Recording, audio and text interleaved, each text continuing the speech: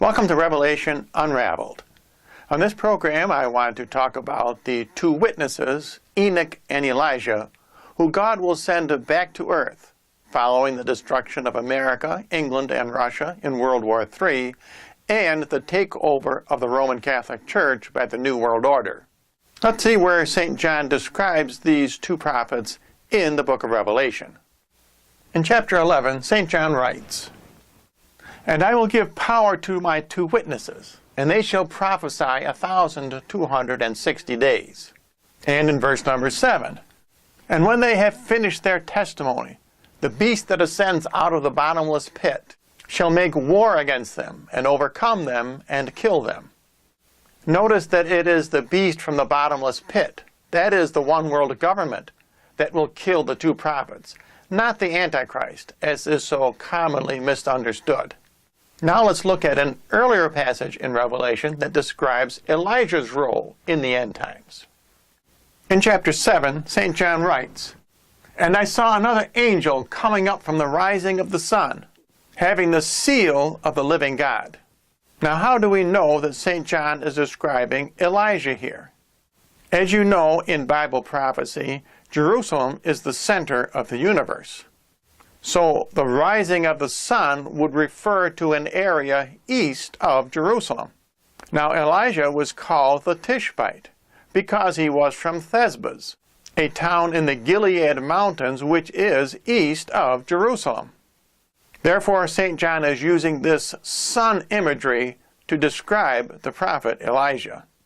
Elijah's primary mission will be to convert the Jews. And now let's look where St. John describes the prophet Enoc.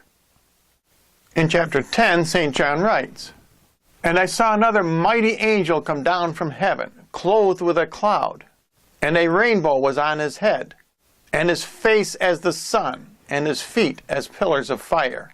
Now once again, St. John is using sun imagery to describe the prophet Enoc.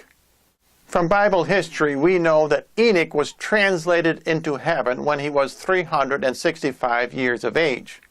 When this prophet's face is as the sun, St. John is referring to a solar year, which, as you know, has 365 days. So that is the connection. Enoc lived 365 years, and a solar calendar consists of 365 days. Once again, St. John uses sun imagery to reveal who this prophet is. And in verse 2, we find what Enoc's mission is. "And he had in his hand a little open book, and he set his right foot on the sea, and his left foot on the land." The reason Enoc has one foot on the sea and one foot on the land is because his mission is to the Gentiles. That means he will preach to island nations and landlocked nations. In other words, to the entire rest of the world. And St. John continues in verse number 5.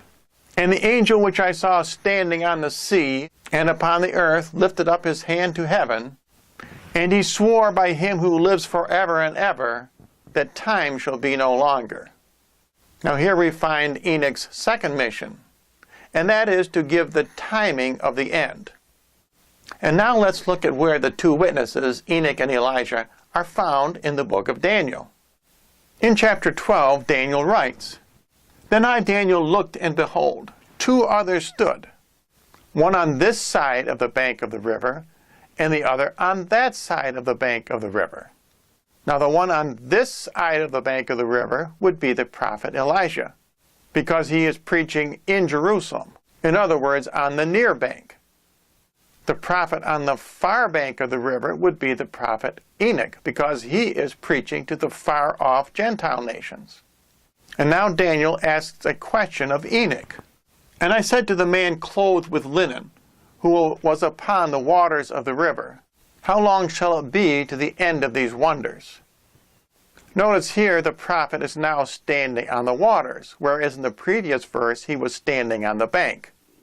In other words, just as in Revelation, the prophet Enoc has one foot on the land and one foot on the sea, again indicating that his mission is to many peoples and many nations. And notice that it is Enoch that Daniel asks a question about the timing of the end. Remember back in Revelation, the mighty angel is clothed with a cloud, with a rainbow on his head, and his face like the sun.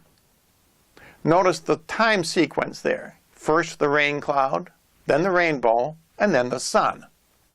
And we continue with Daniel. And he held up his right hand and his left hand to heaven, and swore by him that lives forever. Now here the prophet holds up both hands, whereas back in Revelation he held up only one hand. Because in Revelation he was holding a little book in the other hand.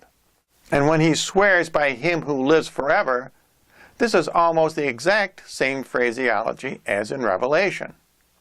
And Enoch says that it will be a time, times, and half a time. And when the scattering of the holy people will be accomplished, all these things shall be finished. Now the time, times, and half a time refers to the Antichrist, which is the second half of the tribulation period. Again, one of Enoch's missions will be to preach about the timing of the end. In conclusion, by studying the clues that St. John leaves us, we can determine that the two witnesses are the prophets Enoch and Elijah, not Elijah and Moses as some claim. And if you would like more information, simply write to the address you see on your screen.